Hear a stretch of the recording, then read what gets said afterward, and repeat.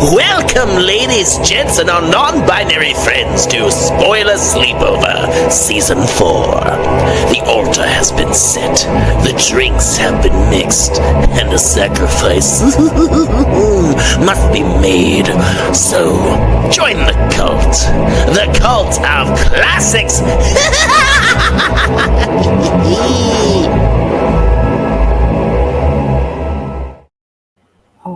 I see you. I'm peeping Tom. You're freaking us all out, dude. It's real creepy, mister. It's okay, don't freak out. It's just me. Well, welcome back, ladies, gents, and non-binary friends, to the cult of now the 60s. Oh, we changed the name? Oh, fuck. Yep, we are now in the 60s, which means we get to build our new cults for the 1960s. So if for some reason you were like, hey, I'm listening to the episode about Peeping Tom and nothing else, well, you've missed the entire 50s and you have no idea what our cults are. You should definitely go back. The entire point of the season called The Cults of Classics. Yep. And today we're talking about a movie that came out in 1960 on the dot. Ooh. And this was a movie that I demanded. I said, this one needs to be here because this movie is unbelievably good, because it genuinely is. I said, no, I know you haven't seen it. Doesn't matter. It's a good movie. We need it in here. I'll kill you. Not again. Put it away. Jesus Christ. Well, he's not here. Good Lord. I'm Rob.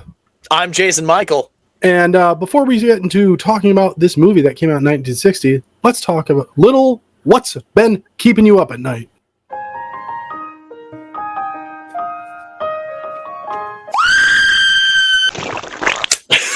Stop it! That was absolutely terrifying. You're just going to fucking scare people away. It was a samurai sword. I'm going to up the weaponry. Who has a samurai sword casually by their desk? Bro, there's a crossbow right there. Fair. It's just the accessibility of a samurai sword from your desk that's worrisome.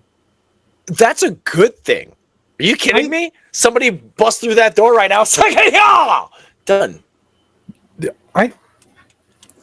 It's putting it back in the sheath that scares the. I have a meat stick. Are your sodium levels high? That's the closest thing I got. Sorry, my allergies are killing me right now. Well, your cholesterol's gonna go through the roof, bitch. I'm still looking around for a weapon. I've got fucking nothing. He's surrounded by chainsaw on the wall behind him that you press a button and it goes ring, ring, ring, ring, ring. Yeah.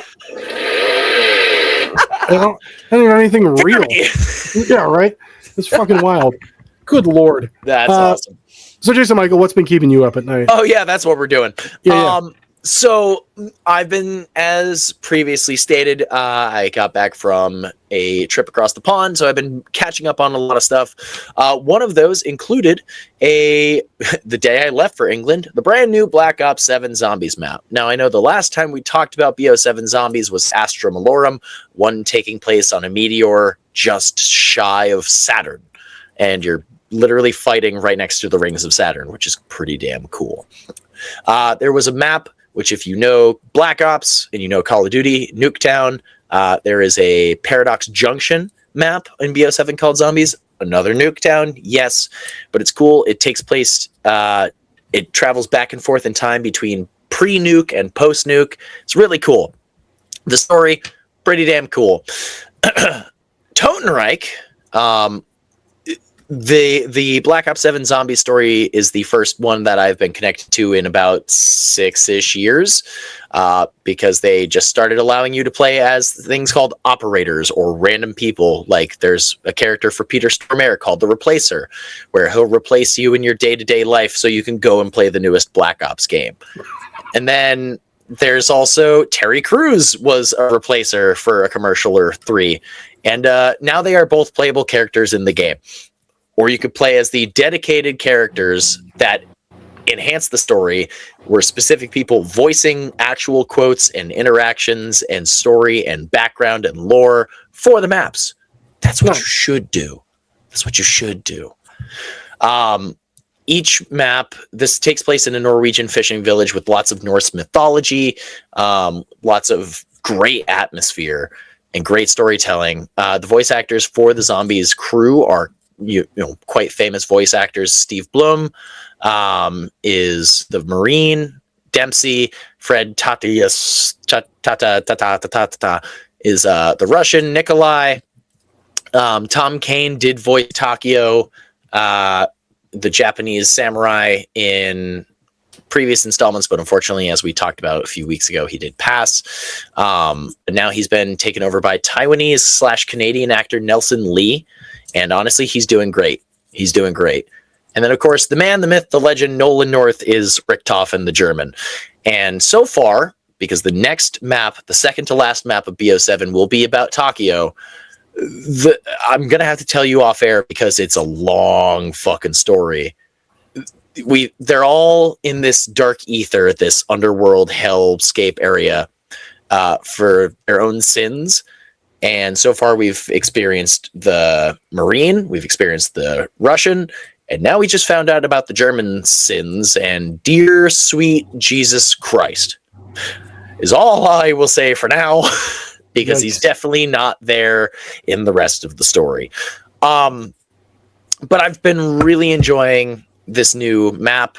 A lot of people, even, old zombies creators, are enjoying Totenreich, and that's the first map in, 6-ish years that they were on board with. So that's a good thing to see. The zombies universe is healing itself. It's just a shame that we only have 2 maps left, but I'm still going to be with it, and I'm still going to play it. So, yeah, Black Ops 7 Zombies. Rob, what have you been doing? What's been keeping you up at night? So you've been on me to pick up on a couple of shows that we both were watching, and I've fallen behind on. It's not from... It's Banshee, isn't it? Nope. Damn it. I'm on season 3 of Invincible. Literally what happened was something that we should probably briefly touch on, because at this point in time it's been out long enough, and if you haven't seen it, oh well, we're definitely going to spoil it. But the end of The Boys came, and I went, oh man, no more splatter. And I went, wait a damn second, I am so fucking far behind on Invincible. So I opened up Prime, and I was just like, where did I leave off? Halfway through episode 1 of season 2. I had no idea what happened. Something must have come up, but hell. I stopped watching. So now I believe I'm on episode 5 of season 3 right now. So I'm still there, but damn. All I'm going to say is I love Alan. That's all I'm going to say. I'm really glad I got back into it. It's great. I'm excited to keep going, and they're easy. It's an easy show to just binge, because you can literally put it on and just have it there, and you're good. But it's great. If anything, the writing got better. Season 1 is weak as fuck. How it got greenlit for another season is beyond me at this point, because I'm into the show, and I'm like, man, this got better.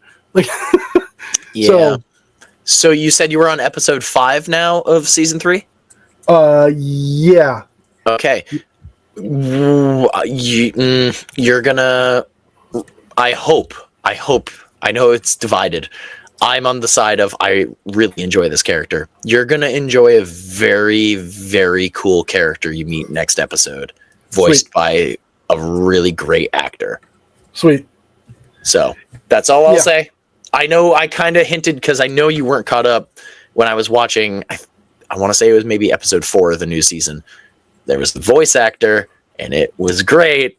And then you sent me the link of, oh yeah, this person's in Invincible. I was like, bitch, you're supposed to watch it. Yeah. So, but yeah, that's what's been keeping me up. Also, I want to point out, I believe it was the episode for The Fly. I had mentioned Jason Michaels has a lot of bright colors, and I only own black. And then I remembered I own a white shirt and a white hat, and so I figured, you know what? I'll double down. I'll show you that I wear colors. Once another reason to watch our YouTube videos. But hey, if you're watching the YouTube video, like we said before, everyone point and scream. Ah! Shout out to Lightning Bolt and Coheed and Cambria. Great bands. If you don't listen to them, what are you doing with your life?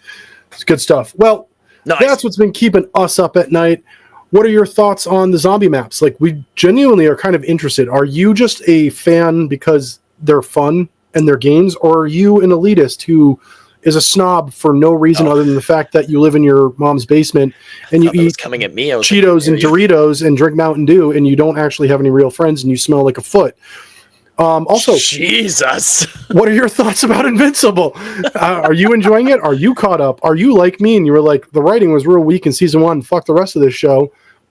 Because if you are, I'm telling you, it gets way better. You should keep watching. It sounds like you at the beginning of your Walking Dead journey. In the end. But yeah. Fair enough.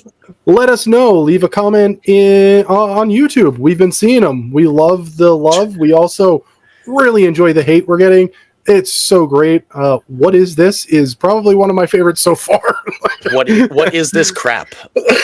This good. Is an episode about the 1968 classic Vincent Price film The Fly. And this is what Jason Michael is in charge of commenting back, because I would not say nice things. You just heard what I said about basement dwellers. Let us know your thoughts. All right, and enough great of start that. To this episode. Let's jump into those little squiggly wiggly things going in and out of our ear holes, our earworms. Why were you Jason so neutered Michael? Today? What? I just realized I have the power. The power. My hands work. I can remove these. And just slide the volume down. Jason Michael, what's been crawling into your ear this week? Oh, that means next week I'm in for some vulgar shit. I'm so sorry, suckers. Let's all hold hands and fucking sing Kumbaya at this. All right, well, as has been the theme of the past 2 episodes, actually, Jason Michael has been to some shows recently. This one was a real cool one that I was looking forward to the most, not because of who we were going to see, because I knew very little. I was going to see a show with my brother and my niece, his wonderful 4-year-old daughter, who is my biggest fan. Her first show, this was her second show. Her first show was Psycho Stick at the Palladium. Fuck yes. Her second show was Electric Callboy at MGM in Boston. Jesus Christ. And first off, I think I knew like one, and I was their baby metal song, because like I have a coworker who's really into baby metal. My roommate, that's why I saw Death Clock for the first time, because he wanted to see baby metal when they were on the Baby Clock tour. And I had no prior experience. Bro, they're fun. They're fucking fun. Yeah. And the best part was, before we even went out there, and she was not having any of the openers. Like, she kept looking up and just getting so upset. And it's like, Dad, is this Electric Callboy? He goes, no. And she's like, ugh. They'd end a song and she goes, that's it. They're leaving? And he's like, no, honey. They just, and she goes, ugh. It's like, kiddo, I feel you. Wait until you're older and you're just sitting there going, what do you mean it's 8:45 and there's 3 more openers? Fuck! Yep. Yeah. So the best part was, we went to the merch booth, of course. My brother got a hat. He's a very big fan of getting like snapbacks. He didn't get a bunch of hats recently, like at the Whitechapel show or Slaughter to Prevail, because they only had trucker hats. He's not a big fan of the trucker hats. Snapbacks? Yes. So he got his Electric Callboy snapback, and she chose... He's like, all right, which one do you want? She goes, I want the one with the smile. And it was like a melting smiley face with the tour dates. And then she goes, no, I want that one. And we're like, okay. And I go, all right, which one should I get, kiddo? Should I get the smile or should I get the same one as that? And she goes, you should get the same one. So we have matching shirts. I was like, okay, honey. First off, I love you. Second off, damn, I'm so happy that you're my niece. Instead of like a white melting neon smiley shirt, this wonderful sweetheart who, for fun fact, showed up in a Vampira shirt. Hell yeah. Hell yeah, that's my niece right there. Electric Callboy, Reverie. Okay. This sweet little innocent 4-year-old didn't want this happy little smiley face. No, she wanted the nightmarish Vecna fucking Slender Man monster bullshit. This is what she wanted. That is sick. Holy hell. And she's like, Uncle Jason, get that. And I was like, in a heartbeat. So, I love you, Sweet Pea. That was the most fucking awesome show. Dude, I've been to a couple shows that I was not expecting to go to, like a comedy band or a rap show, and then techno metal. Fucking good stuff. I wanted to go into a fucking club just to punch people, though. But that has been my earworm. Rob, what's been squiggling in and out of your ears? Well, I've been kicking it back to the late 90s, which... Couple months from now. When I realized that this was the late 90s, because it's been so long that I was like, damn, I'm fucking old. But I've been re-listening to At the Drive-In recently, a lot of At the Drive-In recently. And I don't really even know why. I love At the Drive-In. I love the Mars Volta. One of their, after At the Drive-In broke up, they split off into two bands. The Mars Volta, which is an amazing band, and Sparta, which is absolute hot garbage. Okay. And honestly, fans of At the Drive-In are on one side or the other. They're like, yeah, Sparta! Or they're like, yeah, Mars Volta. I've literally never met a single person who's like, I like both bands. I'm like, who hurt you? That would be my response. But I can help, and I'll probably be very in the middle and be like, they're both great in their own ways. Yeah, no, they're not. But I also... There's my next earworm. To me, At the Drive-In, the carrying force of the band are the two brothers, the lead singer and lead guitarist of the band. And both of them, when the band broke up, they formed the Mars Volta. Okay. Everybody else went off and did Sparta. So, but yeah, I've been listening to At the Drive-In. That's pretty much it. I don't know. It's been nostalgic for me. I really enjoy them a lot. It's been nice to re-listen. And if you don't know who At the Drive-In is, you're probably in your 20s and only listen to rappers who start with little or whatever. And they have face tattoos and started on SoundCloud. Yeah, or that's all they're listening to is, you know what? Really go off, Queen. You know what really grinds my elderly gears is the fact that we're at that just hurts my knees, and my back. All right, Toby Maguire. We're at an age and era where bands don't just release like a single and then release the album. They're like releasing a song and then never releasing an album. They're just like, hey, we recorded the song, here it is. Hey, we recorded another song, here it is. And then you're like, cool, is there an album coming? And then they're like, not really. No. We're just doing this until we have enough so we can tour. And you're like, it's weird to me. I also don't like the fact that most bands are releasing like 4 songs from an album. Yeah, they've been doing that a lot recently. I know Coheed did that with their last album, and I was like, Zombie did it. Lamb of God did it. Yeah, I don't know. It bothers me. I don't know. I don't know why. I agree with it. I agree with you on it. I'm okay with like the singles tying in with music videos, like say at most 2. At most. Yeah. And then afterwards, there's songs that become singles, but that's because they get a music video as well. And usually there's at least 2 more. Yeah. I'm here for. And we don't get that all that often. Zombie is older than me, and obviously, but like he did that at least with the songs he released a music video with each of them. So yeah. Great. But anyway, those have been our earworms. Are you a fan of Electric Cowboy? They're so much Callboy. Callboy. What did I say? Cowboy? You did. That's okay. I was typing Electric Callboy a few times today, and Electric Cowboy came out, so it's all right. We're on the same path. It was just my brain. And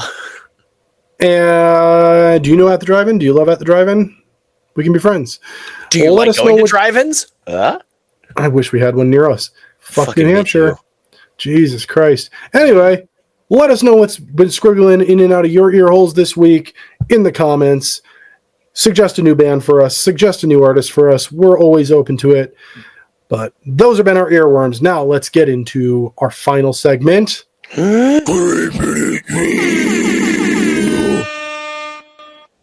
Nice. I pre-warned Jason Michael. I'm pre-warning y'all. This is going to be a bit of a long one, but not too long. It's just because there's a lot of information, and put that back. It's enough. No. Bad. No. Wish I didn't hear me. You got a spray bottle? No, I have a box of tissues, though.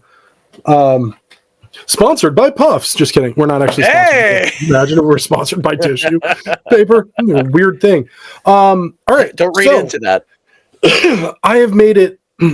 I'm making it an effort this season to bring Creeping It Reels that aren't like top open surface level stuff. And this one was something that caught my interest immediately and then has held my interest. And I'm actually really looking forward to this.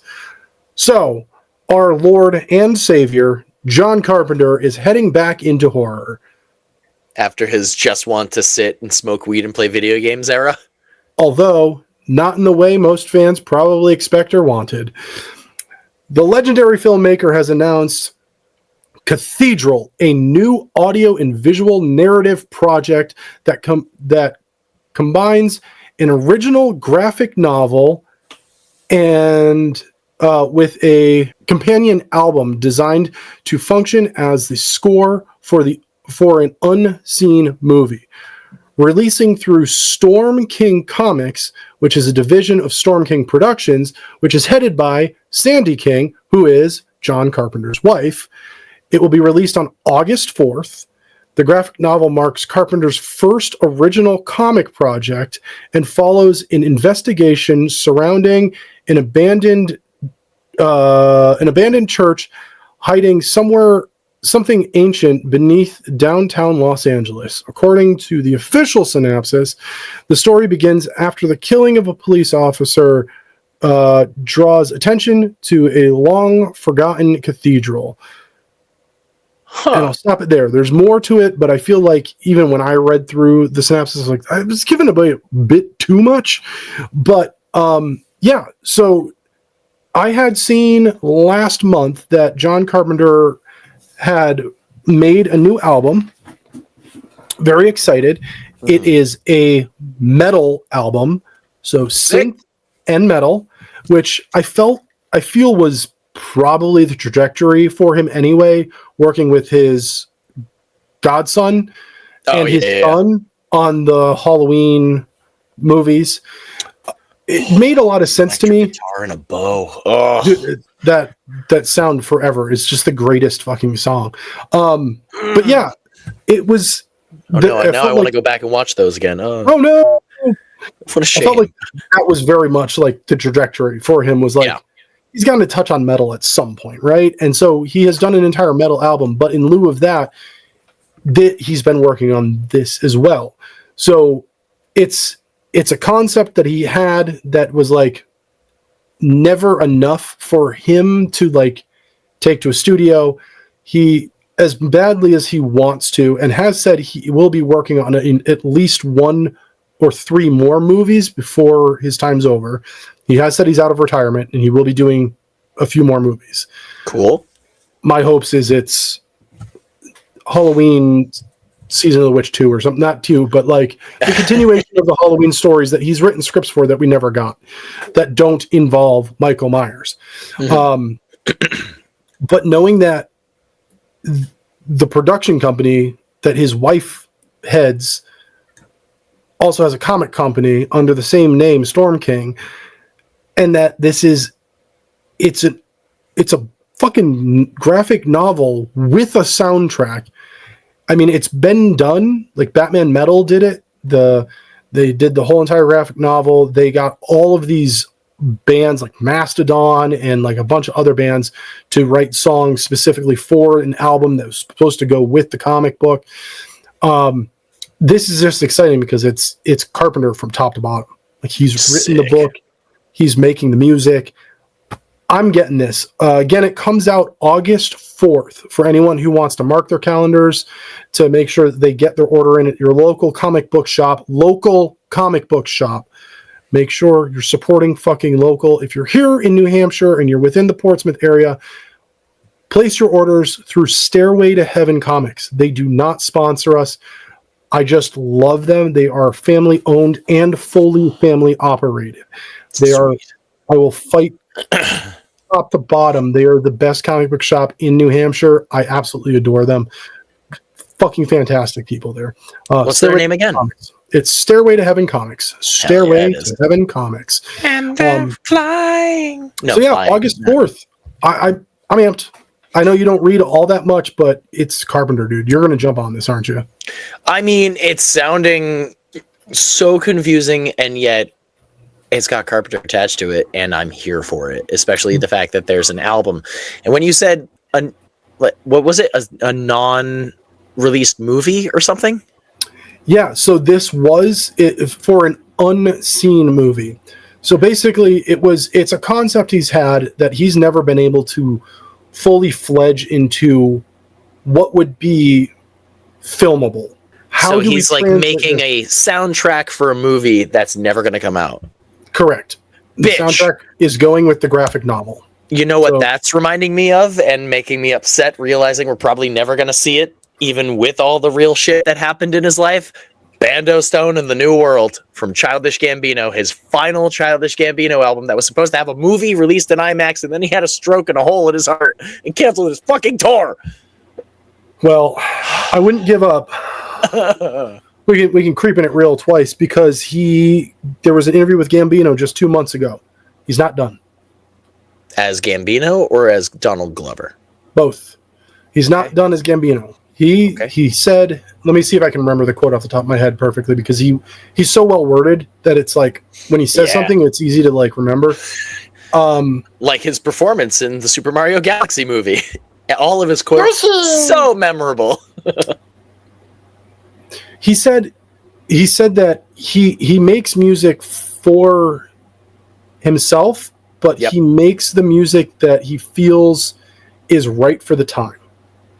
So Gambino will never fully go away, but Gambino's not ever going to be like any other artist who's just record, release. Good. He'll make sure that when something needs to be released, or he has that drive in him that he's like, I should be doing something. I need to be saying something. Then he'll do that. But the movie it's on a hiatus. It's still in the works. It's still bound to happen. He's just got to get his ducks in a row, and he'll be back at it. So, fingers fucking crossed. But that's been Creeping It Real. Are you excited for John Carpenter's new project? It's not a movie, but it will be good. And if you're on the fence, you can wait until August 5th. And then whatever episode comes out after that, and it comes out on the 4th. You can wait after that because I'll be getting it, and then I'll give you an update because I will spoiler full review, full blown, and I'll be like, yep, time to do this. So yeah, I'll be on this. I'll have the album. I'll have the graphic. I'm over the moon excited for this. This is going to be fucking fantastic. But nice. All right. Well, before we jump into this movie that came out in 1960. Let's hear from our sponsor. Spoiler Sleepover is sponsored by Gore Clown Shop, the only place to get official Spoiler Sleepover merch. Visit goreclown.com now. That's right. Goreclown.com. Go buy our merch or anything, honestly, off of that website. It's true. Fucking get it, man. Support indie horror. Yeah. And I mean, if you're a sober person like me and proud, get the Sober as Hell shirt. That shirt fucking rips, dude. I absolutely love that shirt. Anyway, so we are talking about Peeping Tom from 1960. I didn't know how to feel about this movie title as soon as you recommended it. Oh, where'd he go? What the fuck?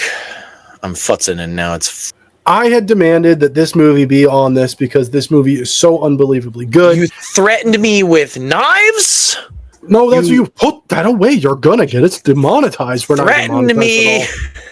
We're not monetized at all. This is all out of our own pocket. That's hey, if you want to monetize us, let it be known I have a knife. No, go to patreon.com/spoiler sleepover podcast, please and thank you. You psycho. Jesus Christ, you're worse than the main character of this movie. Oh my Whoa, whoa. How so very fucking dare you? So this if you are, speaking of Patreon, if you are subscribed to our Patreon and you saw our one episode for the Cult of the 50s for Patreon, that's right, we're doing the Cult over on Patreon too, one movie a month. You'll get to see that one. But I was wearing a hat, and I gave a little wink, wink, nudge, nudge to those on Patreon. But this movie inspired quite a bit.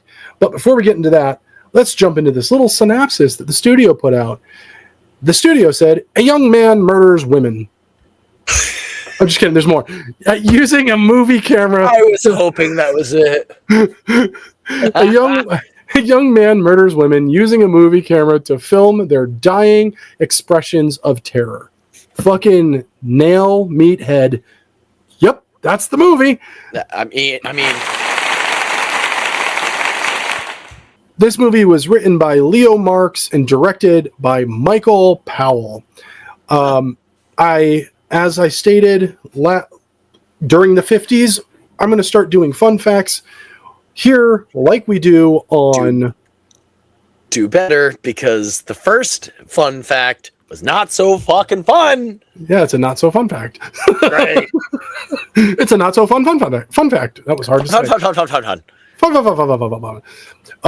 So yeah, the one I've got for Peeping Tom is a long one, but it's a good one. It's actually 3 combined into one. But anyway, this movie is considered... What is going on over here? I'm fixing the focus. Just keep going. Good Lord. Sorry, YouTube. Don't worry about it. This is the 50s. We're starting off real weak like. 60s. Right. 60s. This movie is considered as the first slasher movie. That's right. This also came out the same year. This isn't even in my facts. This is just a fact in general. This came out the same year as Psycho.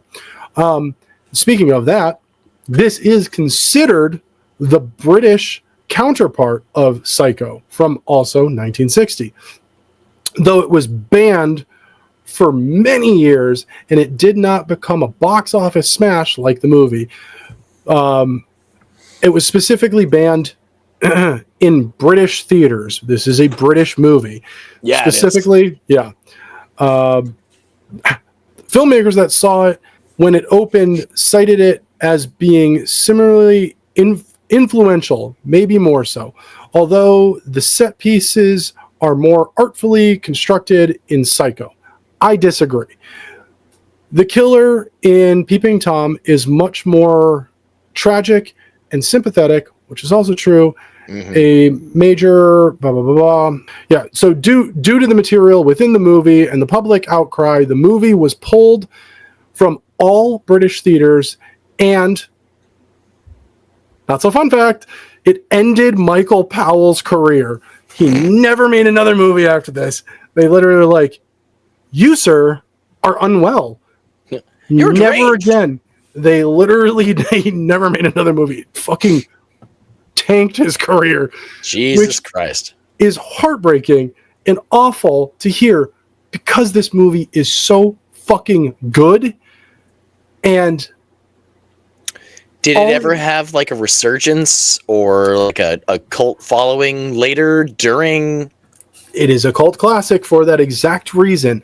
I mean, that's the main reason we're here for, to figure out why the fuck some movies are cult classics. So this movie inspired a lot of movies after. John Carpenter is one of those people who was just like, yo, this movie inspired so much about me. And it was specifically the camera angle moving towards the victim, which we've seen 1,500 times from the 70s through the 90s, where we're like, fuck, that POV, he went, I want to use that. I don't know when or how, but I will. I'm gonna. The Shape. we end up getting that in Halloween. There's a lot of other filmmakers who looked at this movie and have like look up to this, and they were like cited it as this is a huge inspiration for a lot of the things that I've done, and or even wanted them to make movies. Now, this movie was the first of its kind. No one had ever made a movie like this before. Psycho was close to it, but Psycho is based on a fucking book. This one is just an original story. Once we move into the 70s, this is a regular thing. Giallo films, we don't really get Giallo films without this, or at least not to the extent that Giallo ended up being, which I think is unbelievably amazing and just fantastic. The weapon is just chef's kiss. The coloration, thank you for pointing. I should use pink lights today because it almost has this neon noir feel to it. It's in very moments. Pretty. And that's a huge, like, Argento looked at this movie and was just like, I like that. I should do that for the entire fucking movies that I make. And he just neon lights goddamn everything. It's also something I stated in our 1950s Jason Michael Gets Learnt, but going back again, didn't hate season 3, but going into Season of Suffering, we were sitting there going, all right, what are we watching today versus what are we watching today, being excited for shit. Yeah. And this, not only watching good movies and cult classics, but we are doing it in a decade order. So we're watching a evolution of cinematography and film in different decades, specifically in horror. And the feeling of, I watched back to back the movie from 1951 that we just did a Jason Michael Gets Learnt, which is on our Patreon at patreon.com/spoiler sleepover podcast. And then going practically a decade later and just seeing how different things are. Holy cow, dude. Holy cats. Holy cats. Go over to patreon.com/spoiler sleepover podcast to find out what that joke's referring to. I'm readjusting my camera. Really great at horror and you already know, in which case, do it anyway, please. So this is one of those rare moments. We're going to go through the 60s, and this is going to be the one movie that visually stands out amongst all the others because the shooting style of this movie is not like anything else we're covering this month. Wild. And we don't actually get to see this the shooting style again until the 70s and 80s. Like, Powell was way ahead of his time. Like, he did something so out of the box that it ended his fucking career. Like, that is,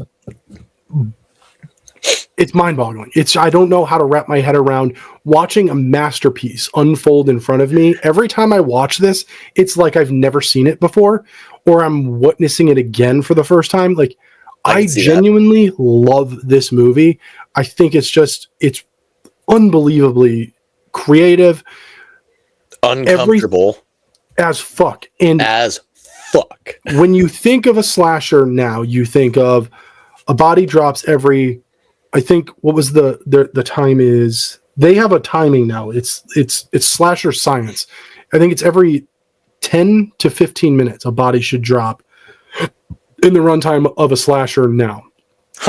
Slasher science. Eli Roth covered it. He has a podcast as well. It's uploads sometimes now. But hey, Eli Roth, if you want to come on a weekly podcast and dude, I love Eli Roth. Anybody got connections? Send Eli Roth our way. Dude, I'll sit here red in my face and just silent the whole time because I just love Eli so much. I'd be starstruck. It actually happened. That happened in real life. I had an opportunity to meet him and I was like, I can't do it. And I said, Rob, do you want to go meet Eli Roth? And you went, no.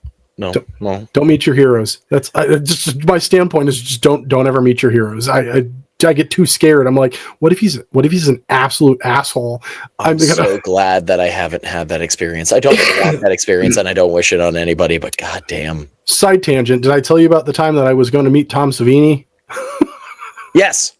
But why don't you spin us a yarn?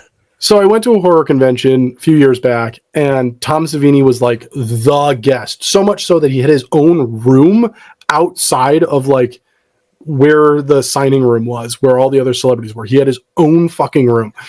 And I went there to go hang out with our friends from the other podcast, Camp Nightmare, and help them out run their table while they were podcast. Yeah, while they were doing panels and stuff like that. So I was helping out and just hanging out with my friends and stuff. But where the table was, the room was there.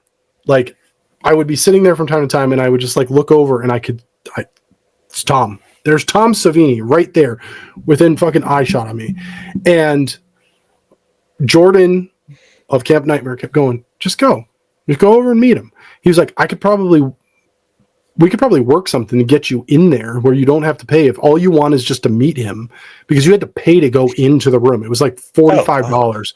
Yeah, it was just to meet him was $45. And then to get like an autograph was more money, and to get a photo was more money. Yep. And I was just like, let me think about it. And then JB was just like, everything I've heard, he's an asshole. And I was like, I've kind of heard the same things. Like, that's why I don't want to meet him, but I do want to meet him. And I'm like, I don't know. So I didn't go in. And the final day of the convention, I woke up early. I went down to the hotel lobby. I went and got breakfast by myself. And I was like, this was a nice little quiet morning. And I left the little restaurant they had in the hotel. And I'm walking through the main lobby, and there's Tom Savini walking by himself. No security. It's just him. And I was like, that is a wild fucking sight. Because he had been walking around with at least 2 security guards the entire time he was there. I was like, wow. And I'm like, okay, cool. I get to walk by him and like share the same air as him for a hot second. And he smiled as he's walking towards me, which I was like, he smiles. And he went, good morning. And I said, at me. Yeah, he said, good morning. And I said, good morning. I said, I'm a big fan. And he went, oh, thank you so much. That means a lot. Wasn't an asshole about it at all. And then said, how are you enjoying the convention? I said, oh, it's been great. I mean, I'm having a great time. How about you? And he goes, it's been awesome. Everyone's been so nice. I hope you have a great rest of your final day here. And I said, you too. And we walked away. I met my hero. I met a hero of mine, and he was really nice. Honestly, I don't think I've ever heard that end part of the story. I didn't wait in line. We just passed each other. It was very casual. I just said I'm a big fan. I didn't want to overdo it. I don't think I ever would, to be completely honest. Even if I met Eli Roth, I would have been like, I'm a huge fan. Really enjoy everything you've done. Fuck the haters. Green Inferno was the shit. I'd probably just leave it at that, But I could see you being the same way I was when I met M. Shadows of Avenged Sevenfold. He popped up in front of me, and I was like, ah! Yeah. So that would be you with Eli Roth. Hey, how you doing? Good. I like turtles. Hey, man. Me too. Yeah. I'm like, who do I make this out to? Duty. And just shit myself. Yeah. Intentionally, not accidentally. You're just like, I have to get out of the situation. So, Peeping Tom from 1960 is fantastic. It's inspired so much. Mm-hmm. I love this opening sequence. We get no real like reference as to what's currently happening, but it just starts on. And again, this is the most Giallo thing before Giallo was the thing, but we get the close up of him, this person hiding a camera in their jacket and starting it and walking towards a street worker. And she just tells him how much it is and says, follow me. And they walk upstairs. They go to a bedroom. She starts slowly taking articles of accessories, just accessories. She starts taking accessories off. It's not even clothing. And then freaks the fuck out because after we hear this shing noise, we don't ever actually see what's happening. And she starts screaming, and we get this amazing close-up of her blood-curdling scream, and then Peeping Tom on the screen. It's so uncomfortable. in So good. a great way. It's so good. It's also in one of the couple of times you start to notice it. 1960s movie. Now, very happily taken man here, but I've been to the UK 3 times, and I'm gonna probably guess in 2026 a street worker would not go £2 for whatever's about to happen. £2, otherwise known as $2. $2, and then there's like scantily clad photos, basically like if you go buy a Playboy and they're like, I got these for £5 each. I was like, bro, that's like easily well over $100. No, it was 5 shillings for one picture. It was still at the same £5 for the entire book. Oh, well then still £5 for the fucking book is still bonkers. Yeah, I guess. I mean, I love the fact that too, like, the guy haggles with them, and he's just like, yeah, and he goes, okay, £4.10, and I'll throw in the newspapers. And he's like, okay, and I'm like, dude, you're losing so much money right now. Like, that was. Sir, you that forgot your deal. newspaper. My newspaper. Oh yeah. Meanwhile, it was fat. Yeah, gotta have somewhere to put it after. Straight in the newspaper. I'm very terrified because at first we're sitting here and we're going, all right, we're not going to figure out who our killer is. It's going to be one of those. No, we find out very shortly in the next scene when he's recording the police finding the dead body. It's just some dude with a camera, and you go, oh, it's this guy. And like you said at the beginning, you're meant to feel sympathetic. There are several moments I had to check myself watching this movie going, it's called Peeping Tom. He's filming people, women that he murders. Don't feel bad for him. Don't you motherfucking dare. It's really hard not to. And it is! That was one of the main points that the writer, Leo Marx, wanted, was for you to really question yourself while watching this. And is the one huge difference between its quote-unquote counterpart of Psycho is you don't ever really give a shit about Bates. He's just fucking unhinged. Like, you're just like, yeah, fuck this mama's boy. Yep. But with Mark, the main character for this one, you really feel for him, especially when he starts getting close to his downstairs neighbor, and he starts showing the background videos. She wants to see some of his movies, and he goes to grab one of his recent kill videos, and then he looks at her, and then he puts it back, and he grabs another one, and it's videos. It's a video collage of videos his dad took of him as a child, intentionally scaring the shit out of him. And I want to apologize for any coughing you all are hearing. My allergies are killing me. Pollen's fucking nuts right now, dude. Welcome it's been to summer. It's so bad. I mean, I've at least improved. My voice is back. That's a win. But she is visibly shaken and is questioning why. Why would you show this to me? Which I think is, even movies that come out now, a character that is written, they skip over the writing aspect of a real person, how they would be questioning, being shown something. Like in movies now, it's always just like, why would they do that? They're only questioning what they're witnessing, but never expressing their actual feelings, which was huge for this, because she was just like, why are you showing this to me? Like, this is horrible. Why would he do that to you? Like, was that a lizard? Like, I don't understand. Like, and it's amazing. Even the actress was just phenomenal from start to finish. The actor that plays Mark, unbelievably amazing actor, flipping his emotions from being timid to having a forced speech impediment from time to time. Yeah, so good. It's just the internal battle that he is dealing with on a day-to-day basis, where he's fighting this demon of his father, who was a scientist who was studying fear in children. We don't find out until the very end it wasn't just children.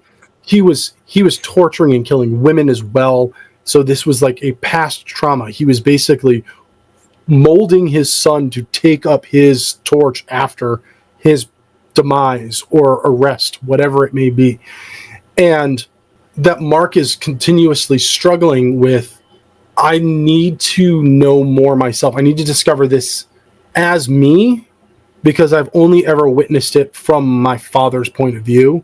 Mm-hmm. That I need to now continue this, but I also need to witness it because there's that part of me that's completely fucking broken, that it's like, I need to fill this hole, and this is the only way I know how to. We meet 3 of the neighbors that live downstairs. We meet his love interest and her mother, and then the neighbor who's also interested in her as well. And fuck that guy. I guess, I don't know, that we don't really get to know much about him. He's definitely, from the get-go, again, we don't see much about him, but every time we see him, it's like, ooh, no. Again, we're supposed to feel sympathetic for him to win her, and he's just like, oh, this guy, he's a peeping Tom, look at him, he's staring in through the window again. You're like, oh, you. Yeah. But, I mean, it's we then find out that Mark owns the fucking building. Like, surprise! It was his dad's, and he's just like, I couldn't do the upkeep by myself, so I'm just renting out rooms. He's like, is it too much? And he has this genuine caring soft side on top of just being an absolute fucking nutter. I had to throw the British phrase in there for a British movie. I appreciate it. Thank you. You're very welcome. I also just love nutter. It cracks me up every time. But remind me to tell you one that my better half's mom says, and it makes me laugh hysterically every time. Oh, I can't wait to hear. But Mark. This whole movie in general, it's not kill after kill. That was the point I was getting to. Is with modern slashers, it's every 10 to 15 minutes a body must drop. That's what keeps asses in seats. That's what keeps interest. That's what the box office fucking wants. But with this one, we don't get a lot of victims. We don't need a lot of victims. What we do get, and what makes this movie so disturbingly haunting, is the long lull in between. Because we get to intimately know Mark, and we get to watch him. He works on a movie set. We get to watch him go from a timid guy who works on a movie set. Keep in mind, this is all within one scene on a movie set. The timid guy who works on a movie set, to the guy who's interested in filming himself, not himself, but filming things that are going around him, to the dead-eyed predator within a single scene where he realizes his next victim. Because of his shyness, he's able to lull her into this safety net. And then once they're alone, we even get that again. We get the lowly camera guy measuring the shot. He turns around and go Stanley Kubrick.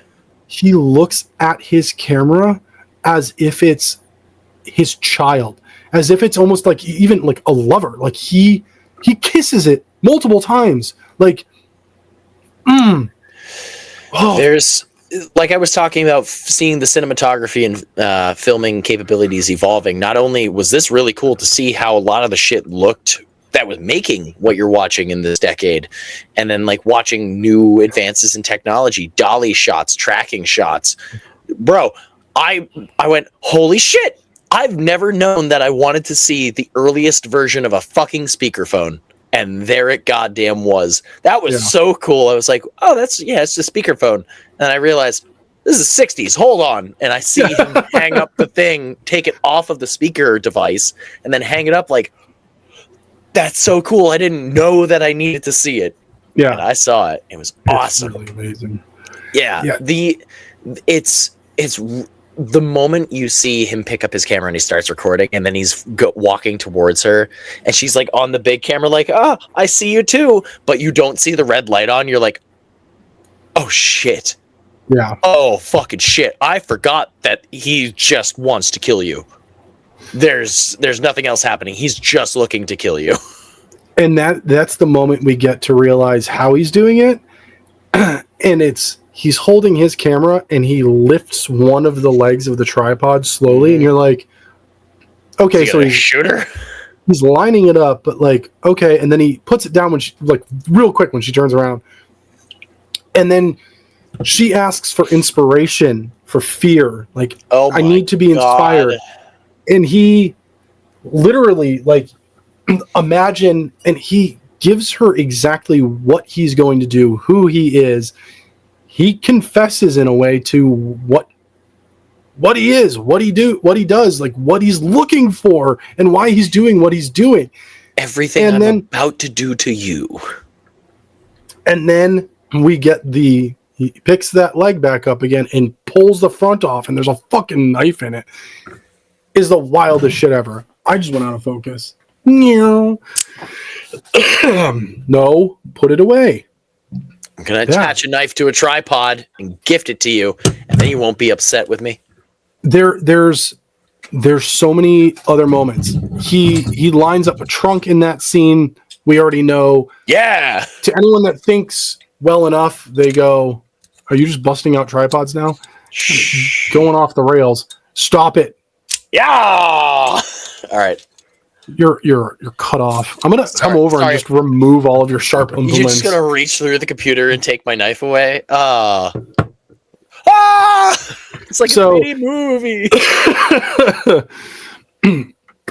He hides the body in a trunk on the set, and then later, this isn't the next scene, which is again another reason this is so good. We're not the director did not spoon feed the fucking audience. We get more story about him and the girl downstairs, and we get more story. We get story about the detectives finally showing up after the first murder of the sex worker from the beginning. Yep. And then we finally get back to the set, and there's a shitty delivery of a line, and the director asks this poor woman asks for her to, like, hey, I want comedy in this scene, so ask for a trunk in red, then ask for it in white, then ask for it in blue. And as soon as they say ask for it in blue, we cut back to Mark, and Mark's like, maybe no? Like, see, at first, now that you're mentioning it, at first my brain was going, oh, fuck, he's afraid he's going to get caught. But then I was like, how would they know? He just wasn't ready with his fucking camera. Yep. Because once they're pulling out the blue thing, the blue trunk, and the guy is like, Jesus Christ, it's heavy.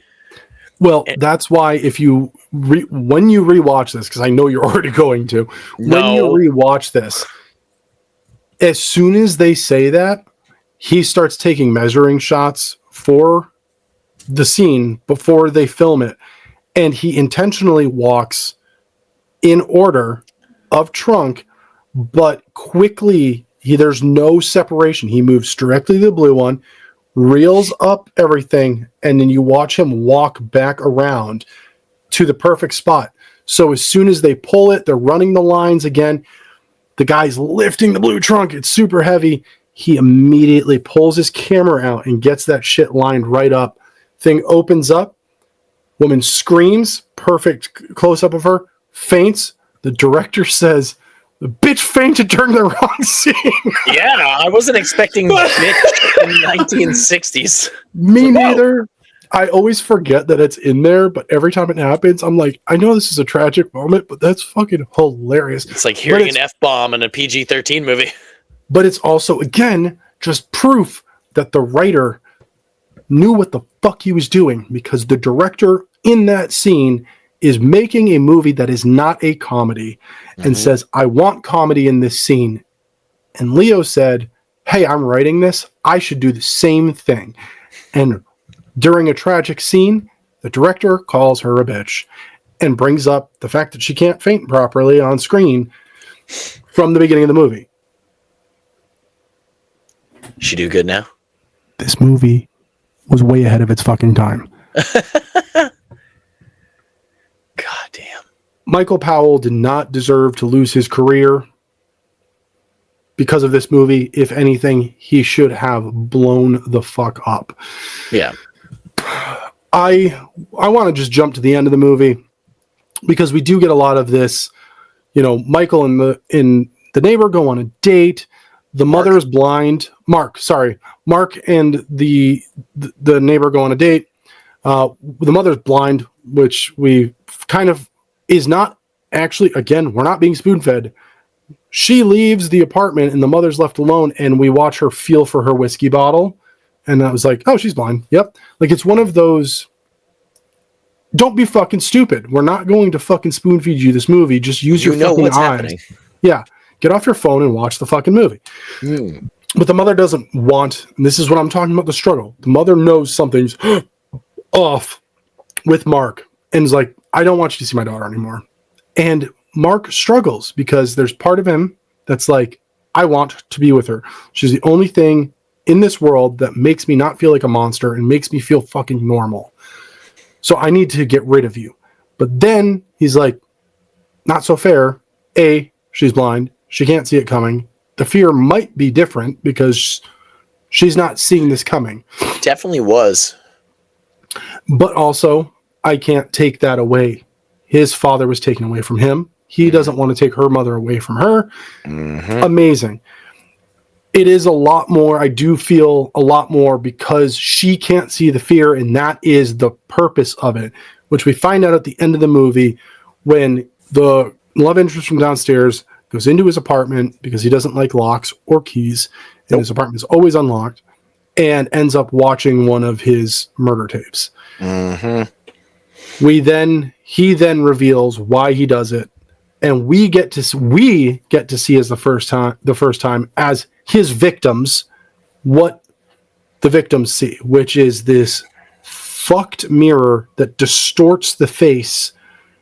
And so as they're dying, he says, I want them to see their own face while I'm seeing it. And so they're watching their own terror right before I kill them. Fucked. And he watches his own face, films himself when he kills himself. Fucked. Eventually, the detectives find out it's him.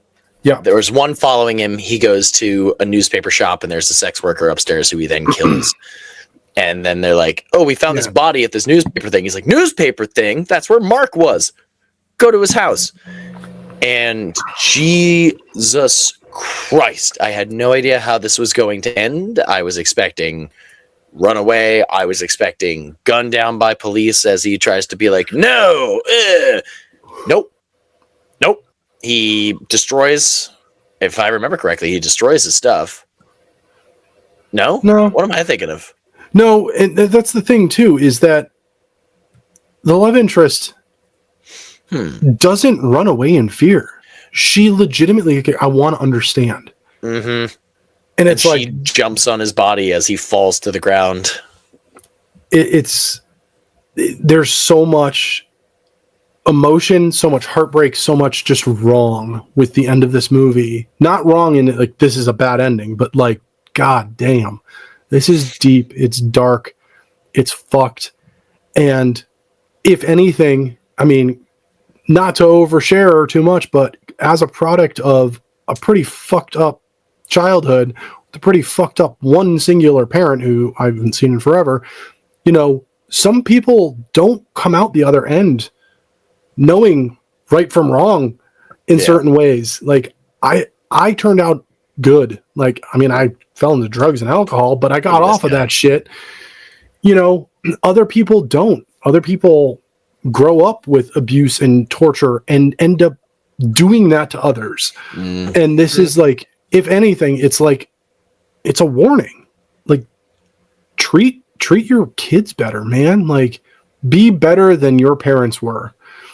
And you can avoid creating Mark, aka a Peeping Tom. From 1960. Oh man. Dude, I love this movie. This was just like a fucking therapy lesson, basically. Like, I was just went off. Man, I'm so sorry. This was No. All right. So hang on. This is a study of human nature, and if anything, I just Rob wanted this movie. He fought tooth and nail. I mean, obviously, there's a lot of these that I had my very specific input. I was like, oh, could do House on Haunted Hill, whatever. Try new things. I never heard of Peeping Tom, and Rob's like, we're putting it on there. We're doing it. I was like, I trust this man. And the vehementness of how he put that into the list, I was like, this man's got a lot to say. And I enjoyed it. Don't get me wrong. But I just wanted to, it felt like another episode of Gets Learned, honestly. And it was great. There's a taste. If you liked this, go over to patreon.com/Sleepover podcast. It's like the 5th advertisement. Please go to Patreon. Hell yeah. Well, then, Rob, because this is one of your favorite movies, Bloody Legend, all you. I'm giving it to Michael Powell. His career did not deserve to end because of this. The man was, yes, obviously way ahead of his time, but only way ahead of his time by like 8 years. All we need to do, we're in England, we're British at this point. Dude, go to Italy, because Giallo's about to blow the fuck up, man. Like, we needed him so much because one movie inspired generations of filmmakers to do different things, to think outside of the box, to even mimic shit that he was doing. Like, it's again, it's going to be a evolution in cinematography, and just seeing how some of the things were done in this, and you just going, holy shit, we couldn't do that 10 years ago. Right. And now just looking at it, and it's not to get ahead of ourselves, it's kind of upsetting we go from this to 2 years later and just go, where did all of that fun shit go? So, Rob, on a scale of 1 to 10, what would you give Peeping Tom from 1960? 8 and 2 thumbs. It's like 10 million. I don't know. Yeah, it's 10. What was it? 10 million bajillion? God damn it! Yeah. It's a 10 out of 10. I mean, it's just it's so good. Like, these are. If I were to double feature this, like if I were to have friends over, and I was like, we're watching 2 movies back to back. It's this and then Maniac. Okay. Back to back, and you'd be like, oh shit. Like, I need to shower with gasoline now. Thank you. This was disturbing. I am crawling out of my skin. Same time next week? No. Yeah, right? No, I'm never talking to you again, you fucking psycho. Fuck you. Yeah, it's this fucking fantastic movie. What about you? On a scale of 1 to 10, what do you give Peeping Tom? Similar to our, not to plug it again, but hey, patreon.com/spoiler sleepover podcast. The most recent movie we talked about for Jason Michael Gets Learned. We're doing one each month for each decade. So the movie that ended the 50s comes out on the end of every month, not necessarily on a Sunday. At the end of that one, I just went, wow. Yeah. Wow. Verbally could not contain it. And I just let out a wow. This was a similar situation of, that was cool. That was really cool. Like, I was a big fan of this movie, so I give it an 8. Fuck yes, dude. Yeah, dude. Oh, I'm going to be honest. I understand, and I can see why. I was really worried. I was like, it was very uncomfortable in a great way, but I think what more did it, and it's going to sound really bass-ackwards when we talk about this compared to Meat Cleaver Massacre, not too far down the road.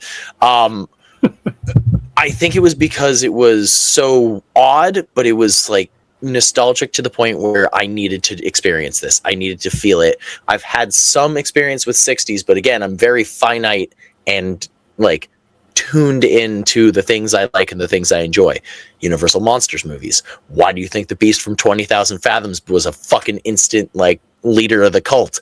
This was something I needed to experience, and I feel like that's coming up a lot in the 60s. The 60s and 70s, like looking at the list, is going to be a fucking trip because not many of them have I seen. Ooh. It's going to be a fucking trip, and I'm here for it. I had a lot of say in these decades. I don't know. I just took over the 50s, and that was it, pretty much. Yeah, pretty much. I think we were pretty even on the 80s. I have such an eye. Well, we had a struggle with the 80s more than anything. We were definitely in agreement, but I was like, there's not enough fucking Sundays in the month. Wait until you get to the 90s, though. I just have an eye, like, for you have two of them, specific, actually. For specific, like, vision and writing. And when those two things meet in this perfect crossroads. Starting to sound like Mark. It's, oh my God, it's so good. Well, yeah, I relate with him a little bit. I have an eye for this. Yeah. Here, stand right here, please.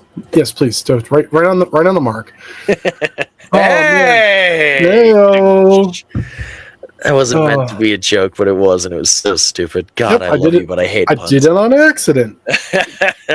Well, that leaves one more thing. To start off the 60s, where would Peeping Tom from 1960 be in your cult?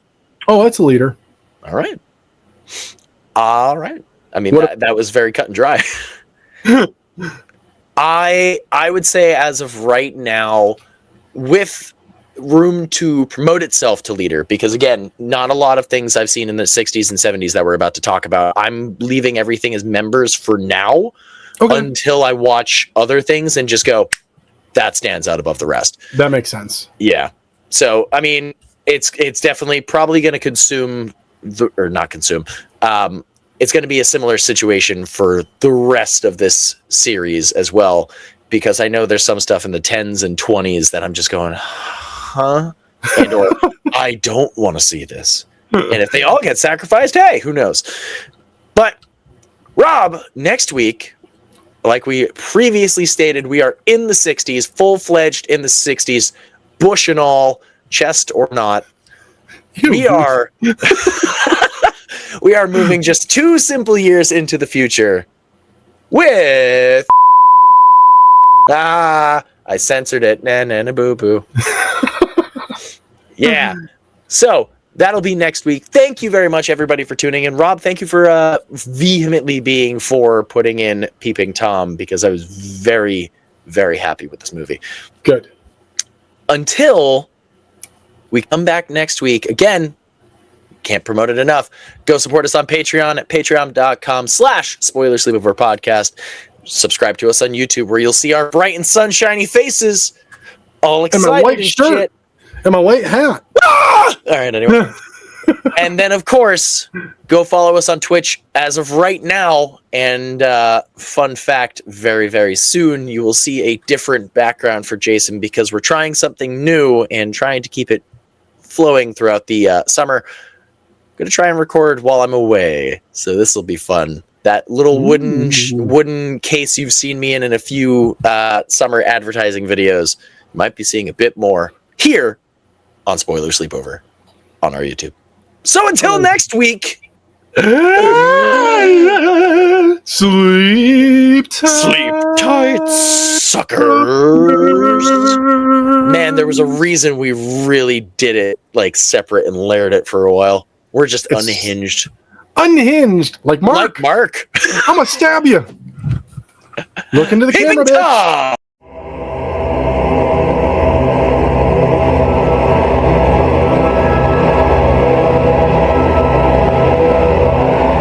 Thank you for listening to this week's episode of Spoiler Sleepover. Join our cult by following our socials like Instagram, Facebook, YouTube, and Twitch. And for more offerings like this, follow us on Patreon at patreon.com/Spoiler Sleepover Podcast. So until next week, sleep tight, suckers!